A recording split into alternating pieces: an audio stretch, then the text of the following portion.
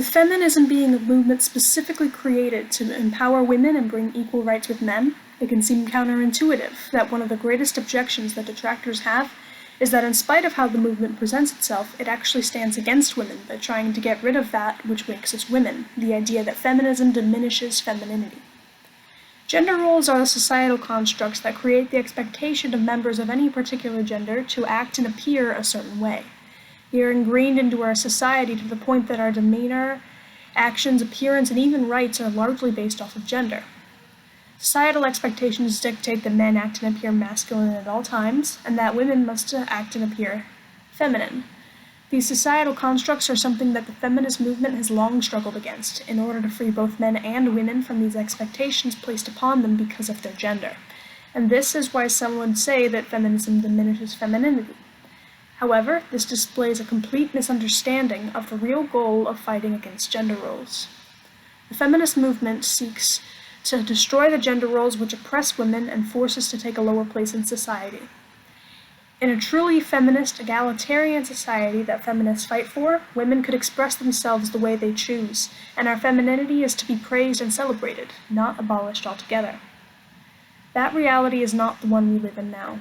These expectations being constantly placed upon us, a lot of women, perhaps most, develop a sort of complacency or grow to love some of these expectations. Women are raised being told to care meticulously for our appearances, to always look our best, most feminine selves. These expectations have relaxed in recent decades, but they are very much still present and apparent in our every action. There is nothing wrong with enjoying and participating in some gendered aspects of life, like wearing cute, feminine clothing or spending time and money on makeup. Many detractors claim that the feminist movement is against any form of expression that revolves around gender. And while some people do believe that and support their stances for a completely androgynous, genderless society, it is entirely possible to be a feminist and oppose these gender roles while still actively participating in them. The difference is, in the society we live in today, all women are expected and forced to appear a certain way, and trying to break free from that is scorned by people defending these gender roles. However, in a feminist society that truly promotes freedom and equal rights, people would have the absolute freedom to express themselves however they see fit, whether that coincides with the existing gender roles or not. There are some aspects of gendered society that are harmful, and these are things that the feminist movement actively seeks to destroy.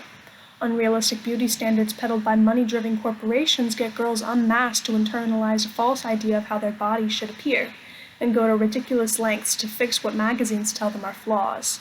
Young girls are often pushed away from professions in STEM fields and pushed into fields that they may not be meant for, or are discouraged from having careers in the first place, and women are often disrespected in the workplace.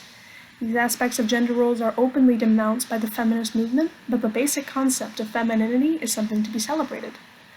Feminism seeks to empower women to feel strong and give them the freedom to be authentically themselves, without the constraints of a misogynist society forcing them into molds in which they don't belong. The outdated artificial construct of femininity is being left behind, but that is not the same thing as discouraging and diminishing femininity altogether. Feminism is a movement that celebrates and empowers women to make our own decisions about how we want to live our lives. With women joining all different parts of the workforce that have been historically considered men's work, we are gaining the ability to bring diversity and new perspectives to an ever-changing world. We keep the aspects of gendered life that we enjoy and make us stronger, while leaving behind those aspects that divide us and hold us back. In this new world, masculinity and femininity are not concepts to be abolished, but rather celebrated, and we can take pride in what makes us different, once it ceases to be a construct that holds us back.